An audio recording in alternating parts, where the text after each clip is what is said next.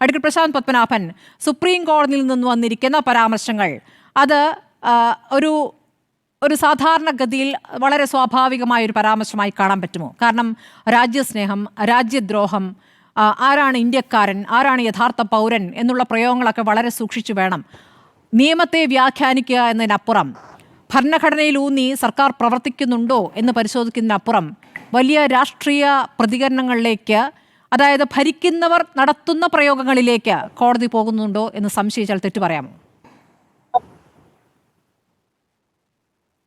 അത് പറയുന്നതിന് മുമ്പ് ഏത് സാഹചര്യത്തിലാണ് ഈ കോടതിയിൽ നിന്ന് ഇങ്ങനെ ഒരു ഒബ്സർവേഷൻ വന്നതെന്ന് കൂടി നമുക്ക് പരിശോധിക്കാം.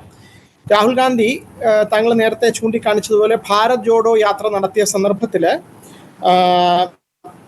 ഇന്ത്യ ചൈന ക്ലാഷ് നടന്നപ്പോൾ അരുണാചൽ പ്രദേശിൽ നമ്മുടെ ആർമി ജവാൻസിനെ അവർ ത്രാഷ് ചെയ്യുകയാണെന്നൊരു കമന്റ് പറഞ്ഞിരുന്നു. അതിനെതിരെ BROയുടെ ഡയറക്ടർ ഉദയ് ശങ്കർ ശ്രീവാസ്തവ എന്ന് പറഞ്ഞ ഒരാളാണ്. അദ്ദേഹം ആർമിയിലെ കേണൽ റാങ്കുള്ള ഓഫീസറാണ്.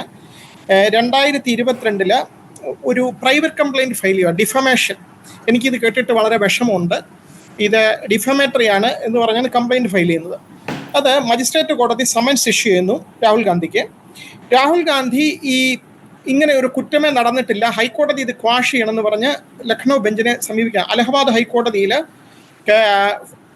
ഈ കേസ് ക്രിമിനൽ കേസ് ക്വാഷ് ചെയ്യണമെന്ന് പറഞ്ഞൊരു പെറ്റീഷൻ കൊടുക്കുന്നു. ഹൈക്കോടതി ആ കേസ് ക്വാഷ് ചെയ്യാൻ വിസമ്മതിക്കുമ്പോൾ അതിനെതിരെയാണ് സുപ്രീം കോടതിയിലേക്ക് Rahul Gandhi special petition file ചെയ്തത്. അപ്പം സാധാരണ 2-3 ലീഗൽ പ്രിൻസിപ്പിൾസ് ഉണ്ട്. ഒന്ന്, ഒരു കേസ് ഫയൽ ചെയ്യുമ്പോൾ ക്രിമിനൽ കേസ് എന്തെങ്കിലും ആയിക്കോട്ടെ, അതിന്റെ മെറിറ്റിലേക്ക് പോകണ്ട. ഇവിടെ ഇപ്പം മെറിറ്റിനെ പറ്റി ചർച്ച ചെയ്തല്ലോ. ഒരു സാധാരണ വ്യക്തിയാണെങ്കിലും രാഹുൽ ഗാന്ധി ആണെങ്കിലും ഒക്കെ ഒരു കേസ് നമുക്കെതിരെ വരുമ്പോൾ അത് ക്വാഷ് ചെയ്ത് മേടിക്കണമെങ്കിൽ ഹൈക്കോടതി നോക്കുന്നത് ആ കംപ്ലൈന്റ് ആസച്ച് എടുക്കുക. ഈ കംപ്ലൈന്റ് വായിച്ചു നോക്കിയിട്ട് അതിന്റെ ഡിഫൻസ് നോക്കരുത്. കംപ്ലൈന്റ് വായിച്ചു നോക്കിയിട്ട് അതിൽ പറഞ്ഞിരിക്കുന്ന കാര്യങ്ങളെല്ലാം സത്യമാണെങ്കിൽ കൂടി ഒഫൻസ് മേക്ക് ഔട്ട് ചെയ്തിട്ടില്ല എങ്കിൽ ആ കേസ് ക്വാഷ് ചെയ്യാം.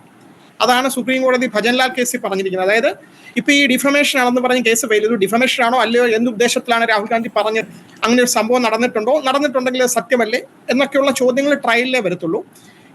ഈ സ്റ്റേറ്റ്മെന്റ് അത് സത്യം, ആ സ്റ്റേറ്റ്മെന്റ് ഡിഫമേറ്ററി ആണ് എന്ന് പറഞ്ഞ് കംപ്ലൈന്റ് അതിനകത്ത് എന്തെങ്കിലും വസ്തുതയുണ്ടോ, അതോ ആ സ്റ്റേറ്റ്മെന്റ് അതേ എടുത്താലും അതിനകത്ത് ഡിഫമേഷൻ ഒന്നും ഇല്ലയോ? ഡിഫമേഷൻ ഒന്നും ഇല്ലെങ്കിൽ അത് ക്വാഷ് ചെയ്യാം. അല്ലെങ്കിൽ ഇല്ലീഗൽ ആയിരിക്കണം. ഈ കംപ്ലൈന്റ് ഏതെങ്കിലും രീതിയിൽ ഒരു ഇല്ലീഗാലിറ്റി ഉണ്ട്, എന്തെങ്കിലും ഒരു നിയമപരമായിട്ടുള്ള വയലേഷൻ ഉണ്ടെങ്കിലും ഹൈക്കോടതിക്ക് ക്വാഷ് ചെയ്യാം. ഹൈക്കോടതിയിൽ ആർഗ്യൂ ചെയ്തത്, മെയിൻ ആയിട്ട് രാഹുൽ ഗാന്ധി ഹൈക്കോടതിയിൽ ആർഗ്യൂ ചെയ്തത്, ഈ കേസ് ഫയൽ ചെയ്ത ആളൊരു അഗ്രീഡ് പേഴ്സൺ അല്ല. ഇപ്പൊ ഡിഫമേഷൻ ഫയൽ ചെയ്യുമ്പോൾ ഡിഫമേഷന്റെ ഒരു പ്രത്യേകത, അപകീർത്തി കേസുകൾ ഫയൽ ചെയ്യുമ്പോൾ എപ്പോഴും ആർക്കെതിരെയാണോ അപകീർത്തി പരാമർശം നടത്തിയത് അയാളാണ് കേസ് ഫയൽ ചെയ്യേണ്ടത്. നമ്മൾ നേരത്തെ കണ്ടു രാഹുൽ ഗാന്ധിക്കെതിരെ മോദി എന്നുള്ള പേര്, എനിക്ക് മോദി എന്നുള്ള പേരുണ്ട്, ഇദ്ദേഹം എന്നെയാണ് ഉദ്ദേശിച്ചതെന്നൊക്കെ പറഞ്ഞുകൊണ്ട് ഒരാൾ കേസ് കൊണ്ട് ഫയൽ ചെയ്തു. അപ്പം അത് ഒരു സ്ട്രാറ്റജിക് ലിറ്റിഗേഷൻ എന്ന് പറയും. പബ്ലിക് സർവൻസിനെ അവരുടെ ഫ്രീ സ്പീച്ചിനെ ഇത് ചെയ്യാൻ വേണ്ടി വെളിയിലൊക്കെ പറയും. അതിനെ സ്ലാപ്പ് എന്ന് പറയും, സ്ലാപ്പ് സ്യൂട്ട് എന്ന് പറയും. ഇത് പല സ്റ്റേറ്റുകളിൽ കൊണ്ട് കൊടുക്കാം. ഒരേ സ്റ്റേറ്റുകളിലായി 40-ലേറെ കേസുകൾ എന്ന് കണക്കുണ്ട്. അങ്ങനെ കേസുകൾ നേരിടാൻ രാജ്യത്ത് ഉടനീളം കോടതികളിലേക്ക് ഓടി പോകേണ്ട ഒരു അവസ്ഥ സൃഷ്ടിക്കുക, അങ്ങനെ ക്ഷീണിപ്പിക്കുക ഒരു തന്ത്രമല്ലേ? അത് നേരത്തെ നടന്നിരുന്നു. ഞാൻ ഇപ്പൊ ഈ കേസിലേക്ക് വരാം. ഈ കേസിൽ രാഹുൽ ഗാന്ധി സുപ്രീം കോടതി വന്നപ്പോൾ സുപ്രീം കോടതി പ്രധാനമായിട്ട് ചോദിച്ചത് 2 കാര്യങ്ങളാണ്. ഒന്ന്, ഇത് ഓറൽ ഒബ്സർവേഷൻ ആണ്, ഫൈനലായിട്ടൊരു ഓർഡർ വന്നിട്ടില്ല. ഈവൻ ഇന്റർവ്യൂ ഓർഡർ വന്നപ്പോൾ പോലും സ്റ്റേ ആണ് കിട്ടിയത്. രാഹുൽ ഗാന്ധിക്ക് അനുകൂലമായിട്ടൊരു സ്റ്റേ ആണ് കൊടുത്തത്. 3 ആഴ്ചത്തേക്ക് സ്റ്റേ കൊടുത്തു. അതിനു മുമ്പ് കോടതി തേടിയ ചില ഉത്തരങ്ങൾ, അത് സാധാരണഗതിയിൽ ആൻസർ എലിസിറ്റ് ചെയ്യാൻ വേണ്ടി ചില ചോദ്യങ്ങൾ ചോദിക്കും. അതിൽ ചോദിച്ചത്, നിങ്ങളിങ്ങനെ ഒരു സ്റ്റേറ്റ്മെന്റ് നടത്തുമ്പോൾ എന്തായിരുന്നു അതിന്റെ ബേസ്, അതായത് അതിനകത്ത് എന്തെങ്കിലും കാര്യമുണ്ടോ, പിന്നെ നിങ്ങൾ ഈ പറഞ്ഞ ഇപ്പം അഭിഷേക് സിംഗ്വി ഇതിനകത്ത് രാഹുൽ ഗാന്ധിയുടെ അഡ്വക്കേറ്റ് ആർഗ്യൂ ചെയ്ത ഒരു കാര്യം, ഇതില് BNSSല് സെക്ഷൻ 223 അനുസരിച്ച് ഈ കംപ്ലൈന്റിനെ ഈ പരാതിക്കാരനെ വിളിച്ചിട്ട് അയാളുടെ എവിഡൻസ് സ്റ്റേറ്റ്മെന്റ് എടുത്തിട്ട് അയാളെ വിസ്തരിച്ചിട്ട് വേണം ഇത് കോഗ്നൈസൻസ് എടുക്കാൻ, ഇതിൽ നോട്ടീസ് ഇഷ്യൂ ചെയ്യാൻ. അത് ചെയ്തിട്ടില്ല എന്നാണ് പറഞ്ഞത്. അപ്പൊ സുപ്രീം കോടതി ചോദിച്ചു, നിങ്ങൾ ഇത് ആർഗ്യൂ ചെയ്തോന്ന് ചോദിച്ചു ഹൈക്കോടതിയിൽ. ആ ഒരു കാര്യം അങ്ങനെയല്ല ആർഗ്യൂ ചെയ്തത്. ഹൈക്കോടതിയിൽ അഗ്രീവ്ഡ് പേഴ്സൺ അല്ല വന്നിരിക്കുന്നത്, വേറൊരാളാ വന്നെന്നാണ് ആർഗ്യൂ ചെയ്തത്. അത് ഹൈക്കോടതി പറഞ്ഞില്ല, ആർമിയുടെ കേണലിന്റെ ഈക്വലൻ റാങ്ക് ഉള്ളതാണ്. അതുകൊണ്ട് പേഴ്സൺ അഗ്രീഡ് എന്ന് അത് കൺസിഡർ ചെയ്തിട്ടാണ് ഹൈക്കോടതി വിസമ്മതിച്ചത്. അപ്പോൾ സുപ്രീം കോടതി പറഞ്ഞു ആ ഒരു കാര്യം ഞങ്ങൾ പരിശോധിക്കാം. ഈ BNSSന്റെ സെക്ഷൻ 223 വയലേറ്റ് ചെയ്തിട്ടുണ്ട്. കംപ്ലൈന്റിനെ വിസ്തരിക്കാതെയാണ് കോഗ്നൈസൻസ് എടുത്തത്. അതായത് അതിനകത്ത് രാഹുൽ ഗാന്ധിക്ക് സമൻസ് അയച്ചത്. അതുകൊണ്ട് നോട്ടീസ് ഇഷ്യൂ ചെയ്യാം, സ്റ്റേ ചെയ്യാമെന്ന് പറഞ്ഞു. അതിനിടയിൽ കാഷ്വൽ ആയിട്ട് ഒബ്സർവ് ചെയ്ത ചില കാര്യങ്ങളാണ്. ഒന്ന്, നിങ്ങൾ പ്രതിപക്ഷ നേതാവാണ്. പ്രതിപക്ഷ നേതാവ് ഇങ്ങനെയുള്ള കാഷ്വൽ ആയിട്ടുള്ള ഒബ്സർവേഷൻസ് പറയാമോ? നിങ്ങൾ കണ്ടോ ഈ 2000 സ്ക്വയർ ഫീറ്റ് എങ്ങനെയാണ്, എന്താണ് അതിന്റെ എവിഡൻസ് എന്ന് ചോദിച്ചപ്പം ഡോക്ടർ സിംഗ്വി പറഞ്ഞു ഇങ്ങനെയുള്ള കാര്യങ്ങൾ റൈസ് ചെയ്യാൻ പറ്റിയില്ലെങ്കിൽ ഞാൻ പ്രതിപക്ഷ നേതാവ് എന്ന് പറഞ്ഞിരിക്കുന്നതിൽ അർത്ഥമില്ല എന്ന് പറഞ്ഞു. അപ്പം കോടതി പറഞ്ഞു ഈ കാര്യം പാർലമെന്റിൽ നിങ്ങൾക്ക് ഉന്നയിക്കാം, സോഷ്യൽ മീഡിയയിലാണോ ഉന്നയിക്കേണ്ടതെന്ന് ചോദിച്ചു. സോഷ്യൽ മീഡിയയിലല്ല, പബ്ലിക് സ്പീച്ചിലാണെന്ന് ഇരിക്കട്ടെ. ഇതൊക്കെ ഓറൽ ഒബ്സർവേഷൻസ് ആണ്. അതിനകത്ത് 2 കാര്യങ്ങളുണ്ട്. ഒന്ന്, സുപ്രീം കോടതിയുടെ 5 അംഗ ബെഞ്ചിന്റെ ഡിസിഷൻ ഉണ്ട് 2023 കൗശൽ കിഷോർ എന്ന് പറയും, അതിലെ അസം ഖാൻ മന്ത്രി, UP-യിലെ പഴയ മന്ത്രി പറഞ്ഞ ഒരു സ്റ്റേറ്റ്മെന്റ് പുറത്തെ ചോദ്യം, സുപ്രീം കോടതിയുടെ മുന്നിലുണ്ടായിരുന്ന ഭരണഘടനാ ബെഞ്ചിന്റെ മുമ്പിലുണ്ടായിരുന്ന ചോദ്യം, പബ്ലിക് സർവൻസിന്, മന്ത്രിമാർക്കും അല്ലെങ്കിൽ അങ്ങനെയുള്ള പദവികളിൽ ഇരിക്കുന്നവർക്ക് സാധാരണ വ്യക്തികൾക്കുള്ള റെസ്ട്രിക്ഷൻസിനേക്കാൾ കൂടുതലായിട്ട് എന്തെങ്കിലും ഫ്രീ സ്പീച്ചിന്റെ പുറത്ത് റെസ്ട്രിക്ഷൻ ഉണ്ടോ? ആ കേസിനകത്ത് അസം ഖാൻ പറഞ്ഞു ഒരു റേപ്പ് കേസ് നടന്നിട്ടില്ല, ഇത് പൊളിറ്റിക്കലി മോട്ടിവേറ്റഡ് ആണെന്നൊക്കെയാണ് പറഞ്ഞത്. അപ്പൊ അതിൽ കേസ് വന്നപ്പോൾ സുപ്രീം കോടതി പറഞ്ഞു അങ്ങനെ പ്രത്യേക റെസ്ട്രിക്ഷൻസ് ഒന്നും ഇല്ല, എല്ലാ മനുഷ്യർക്കും ഉള്ള അഭിപ്രായ സ്വാതന്ത്ര്യം, ഏത് സ്ഥാനത്തിരിക്കും മന്ത്രിമാർക്കും പ്രതിപക്ഷ നേതാവിനും ഒക്കെ ഈ റെസ്ട്രിക്ഷൻസേ ഉള്ളൂ. അതിനകത്ത് പറയുന്ന ആർട്ടിക്കിൾ 19(2) പറയുന്ന കുറച്ച് ഗ്രൗണ്ട്സ് ഉണ്ട്. ആ ഒരു റീസണബിൾ റെസ്ട്രിക്ഷൻ എന്ന് പറയും, അതിനുള്ളിൽ നിന്നുകൊണ്ട് ആർക്കും അഭിപ്രായ സ്വാതന്ത്ര്യം ഉണ്ട്. അപ്പൊ അതിനകത്തെ ഒരു റീസണബിൾ റെസ്ട്രിക്ഷൻ ആണ് ഡിഫമേഷൻ. ഡിഫമേഷൻ എന്ന് പറഞ്ഞാൽ മാനനഷ്ടം വരുന്ന രീതിയിലുള്ള സ്റ്റേറ്റ്മെന്റ് പറയാൻ പാടില്ല എന്നുള്ളതും ഉണ്ട്. അപ്പൊ ഇതില് കോടതി ഒരു വിവേചനാധികാരം ഉപയോഗിക്കുകയാണ്. അതായത് ഈ കേസ് ട്രയല് പോയി ഫേസ് ചെയ്യണോ? രാഹുൽ ഗാന്ധി പറഞ്ഞതെല്ലാം സത്യമാണ്, അദ്ദേഹത്തിന് പറഞ്ഞ കാര്യത്തിൽ വിശ്വാസം ഉണ്ടെങ്കിൽ ഞാൻ അതിനകത്ത് സതുദ്ദേശത്തോടു കൂടി പറഞ്ഞതാണ്, ഇതിൽ ഡിഫമേഷൻ ഇല്ല എന്ന് ട്രയൽ കോടതി പ്രൂവ് ചെയ്യാനുള്ള അവസരമുണ്ട്. അപ്പൊ അങ്ങനെ ഇരിക്കെ കേസിനകത്തൊരു ഇല്ലീഗാലിറ്റി നടന്നിട്ടുണ്ട്, കംപ്ലൈന്റിനെ വിസ്തരിച്ചില്ല എന്നുള്ള കാര്യത്തിലാണ് സുപ്രീം കോടതി ഇപ്പൊ പ്രഥമ ദൃഷ്ട്യാ ഇന്റർഫിയർ ചെയ്യാൻ തീരുമാനിച്ചത്. അതല്ല എന്നുണ്ടെങ്കിൽ ഈ സ്റ്റേറ്റ്മെന്റ് മുഴുവൻ എടുത്താലും ഇതിനകത്ത് ഡിഫമേറ്ററി ആയിട്ട് ഒന്നും ഇല്ല എന്ന് തോന്നിയാലും ക്വാഷ് ചെയ്യാം. അപ്പൊ ആ ഘട്ടത്തിലേക്കൊക്കെ പോകുന്നേ ഉള്ളൂ.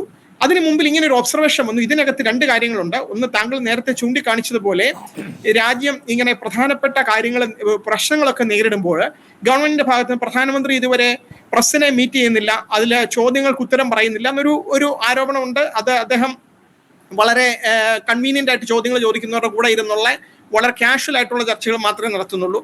പാർലമെന്റിൽ പല ചോദ്യങ്ങൾക്കും ഉത്തരം ഗവൺമെന്റ് അവരുടെ രീതിക്ക് പറയുന്നു. ചില കാര്യങ്ങളിൽ ഗവൺമെന്റ് ഡയറക്റ്റ് ഉത്തരം പറയാതെ വൈസ് പ്രസിഡന്റ് ആണ് വിളിച്ചത്. പ്രസിഡന്റ് വിളിച്ചോ ഇല്ലെന്ന് ചോദിച്ചാൽ വേറെ ആരും വിളിച്ചിട്ടില്ല. US വൈസ് പ്രസിഡന്റ് പല പ്രാവശ്യം വിളിച്ചിരുന്നു എന്നൊക്കെ പ്രധാനമന്ത്രി മറുപടി പറഞ്ഞു. അപ്പൊ ഇങ്ങനെയുള്ള കാര്യങ്ങൾ വരുമ്പോൾ രാജ്യസുരക്ഷയെ സംബന്ധിക്കുന്ന ഇഷ്യൂസ് തീർച്ചയായിട്ടും പ്രതിപക്ഷ നേതാവിന് ലോക്സഭയിൽ അല്ലെങ്കിൽ പാർലമെന്റിന്റെ 2 സഭ ചോദ്യങ്ങളൊക്കെ ഉന്നയിക്കാനുള്ള അവസരമുണ്ട്. അപ്പൊ അത് പ്രതിപക്ഷ പാർട്ടികൾ അത് ഏറ്റെടുക്കുകയും പാർലമെന്റിൽ ആ ചോദ്യങ്ങൾ ചോദിക്കുകയും ചെയ്യാം. ഇതിപ്പോൾ ആകെയുള്ള സുപ്രീം കോടതിയുടെ മുന്നിലുള്ള ആകെയുള്ള ഒരേ ഒരു ചോദ്യം, രാഹുൽ ഗാന്ധിക്കെതിരെ ഈ ഡിഫമേഷൻ കേസ് തുടരണോ അതോ ഈ സ്റ്റേജിൽ തന്നെ അത് ക്വാഷ് ചെയ്ത് കളയണോ എന്നുള്ള ചോദ്യമാണ്. ആ ഒരു ഘട്ടത്തിലേക്ക് പോകുന്നതിന് മുമ്പ് ഓറലായിട്ട് ചില കാര്യങ്ങൾ അതിലൊന്നും സംശയമില്ല പത്മനാഭൻ. പക്ഷേ ഒരു ഇന്ത്യക്കാരൻ ഇങ്ങനെ ചോദിക്കാമോ എന്നൊരു ചോദ്യം കോടതി ചോദിക്കുമ്പോൾ അതൊരു പരാമർശമാണെങ്കിൽ കൂടി അത് ഒരു നല്ല ചോദ്യമാണോ എന്നൊരു സംശയം തോന്നുക സ്വാഭാവികമാണ്. അതിലൊരു രാഷ്ട്രീയ പ്രതികരണമുണ്ടോ എന്ന സംശയം തോന്നുക സ്വാഭാവികമാണ്. ഇതിനു മുൻപും സവർക്കറുടെ വിഷയത്തിലും ആ കേസ് സ്റ്റേ ചെയ്തു എന്ന് പറയുമ്പോഴും ഇതേ ജഡ്ജി മേലിൽ ഇങ്ങനെ പ്രസ്താവനകൾ നടത്തരുത് എന്നാണ് പറയുന്നത്. സവർക്കറെ വീർ സവർക്കറായി എല്ലാവർക്കും കാണാൻ പറ്റണമെന്നില്ലെന്നേ. അല്ല, സവർക്കറുടെ കാര്യത്തിൽ ഞാനത് പറയാം. സവർക്കറുടെ കാര്യത്തിലും ഇദ്ദേഹത്തിന് മുമ്പിൽ തന്നെ അത് ഇതുപോലെ തന്നെ ഡിഫമേഷൻ കേസായിരുന്നു. അതായത് അപകീർത്തി സംബന്ധിച്ച ഒരു കേസ് വന്നപ്പോൾ ഈ രാഹുൽ ഗാന്ധിക്ക് എല്ലാ ഓപ്പർച്യൂണിറ്റി ഉണ്ട്. താഴത്തെ കോടതിയിൽ, ട്രയൽ കോടതി, വിചാരണ കോടതിയിൽ പറഞ്ഞ കാര്യങ്ങൾ സത്യമാണെന്ന് ബോധിപ്പിക്കാനുള്ള അവസരം ഉള്ളപ്പോൾ ഹൈക്കോടതിയിലേക്കും സുപ്രീം കോടതിയിലേക്കും വന്നിട്ട് ഈ കേസ് കംപ്ലീറ്റ് ആയിട്ട് ക്വാഷ് ചെയ്യണം എന്ന് പറയുമ്പോഴാണ് കോടതി ചോദിക്കുന്നത്, നിങ്ങൾക്ക് ഈ കോടതിയിലേക്ക് വരേണ്ടി വന്നത് ഇങ്ങനെ ഒരു കേസ് വരാനുള്ള സാഹചര്യം, ആ പറയുന്ന കാര്യങ്ങൾ അവിടെ പ്രൂവ് ചെയ്താൽ മതി, അങ്ങനെയാണെങ്കിൽ ആ കേസ് കണ്ടസ്റ്റ് ചെയ്യാമല്ലോ. അതിനിടയിൽ വന്ന ഒരു ഓറൽ ഒബ്സർവേഷൻ. ഞാൻ ഒരു കാര്യം കൂടി പറയാം.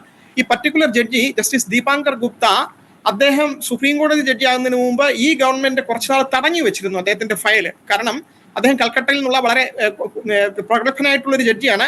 അദ്ദേഹം ചീഫ് ജസ്റ്റിസ് ആകാനുള്ള ഒരു സാധ്യത ഉണ്ടായിരുന്നു. അത് ഒഴിവാക്കാൻ വേണ്ടി ഗവൺമെന്റ് കുറച്ച് നാളത്തേക്ക് ഫയൽ തടഞ്ഞു വെക്കുകയും പിന്നീട് കൊളീജിയൻ രണ്ടാമത് അത് ഊന്നി പറഞ്ഞപ്പോഴാണ് അദ്ദേഹത്തിന് സുപ്രീം കോടതി ഇനിയിപ്പോൾ ചീഫ് ജസ്റ്റിസ് ആകത്തില്ല. പക്ഷെ അദ്ദേഹം വളരെ സുപ്രീം കോടതിയിൽ പേരെടുത്ത നിഷ്പക്ഷമായിട്ട് വിധി എഴുതുന്ന ഒരു ജഡ്ജിയാണ്. മറ്റു കാര്യങ്ങൾ ഓറൽ ആയിട്ടുള്ള ഒബ്സർവേഷൻസ് സാധാരണഗതിയിൽ കോടതിയിൽ നിന്നുണ്ടാകുന്ന പരാമർശങ്ങൾ ഒരു സാധാരണ വ്യക്തിക്ക് കിട്ടേണ്ട എല്ലാ അവകാശങ്ങളും ഉണ്ട്. 2 കേസിലും സ്റ്റേ കിട്ടുകയാണ് ഉണ്ടായത്. സവർക്കറുടെ കേസിനകത്തും സുപ്രീം കോടതി സ്റ്റേ കൊടുത്തു, ഈ ഒരു കേസിനകത്തും സുപ്രീം കോടതിയിൽ നിന്ന് സ്റ്റേ കിട്ടി. അതിനിടയിൽ ഉത്തരങ്ങൾ കിട്ടാൻ വേണ്ടിയിട്ട് ചോദിച്ച ചില ചോദ്യങ്ങളാണിത്. ആ ചോദ്യങ്ങൾ ആ അർത്ഥത്തിൽ പിന്നെ പ്രതിപക്ഷത്തിനൊരു ഭരണപക്ഷത്തിന് രാഹുൽ ഗാന്ധിക്കെതിരെ ഉപയോഗിക്കുന്ന ഒരു ആയുധമായി ഉറപ്പായിട്ടും അതൊരു ആയുധമായിട്ടുണ്ട്. മാത്രമല്ല ചോദ്യങ്ങൾ ചോദിക്കാമോ എന്നൊരു ആശങ്ക ഉണ്ടാക്കുന്ന വിധത്തിലുള്ള പരാമർശമായി അവിടെ നിൽക്കുകയും ചെയ്യുകയാണ്. ഞാൻ അടുത്ത അല്ല അങ്ങനെ തോന്നാം. ഒരൊറ്റ മിനിറ്റ്. ഓറൽ ഒബ്സർവേഷൻസ് ഒരിക്കലും രാഷ്ട്രീയക്കാരെ അത്ര സീരിയസ് ആയിട്ട് എടുത്തിട്ടില്ല. കാർത്തി ചിദംബരം എന്ന് പറഞ്ഞു ഞങ്ങൾക്ക് ഡോക്യുമെന്ററി എവിഡൻസ് വേണോ, എന്തെങ്കിലും സഭയിൽ ചോദ്യം ഉന്നയിക്കണമെങ്കിൽ കോടതി പറയുന്നത് ഞങ്ങൾ ഡോക്യുമെന്ററി എവിഡൻസ് ഇല്ലാതെ ഒരു ചോദ്യം ഉന്നയിക്കരുതെന്നാണോ പറയുന്നതെന്ന് ചോദിച്ചു. ഇന്ത്യൻ എക്സ്പ്രസിൽ ഇതുപോലെ RJD ഒരു MP ഒരു ആർട്ടിക്കിൾ തന്നെ എഴുതിയിരുന്നു, സുപ്രീം കോടതി ഇങ്ങനെയുള്ള ഒബ്സർവേഷൻസ് ഇടാൻ പാടില്ല. അത് രാഷ്ട്രീയക്കാർക്ക് ഒരുപാട് എക്സ്പീരിയൻസ് ആയിട്ടുള്ള രാഷ്ട്രീയക്കാർ അത് അത്ര കാര്യമായിട്ട് എടുത്തിട്ടില്ല എന്നാണ് ഞാൻ മനസ്സിലാക്കുന്നത്.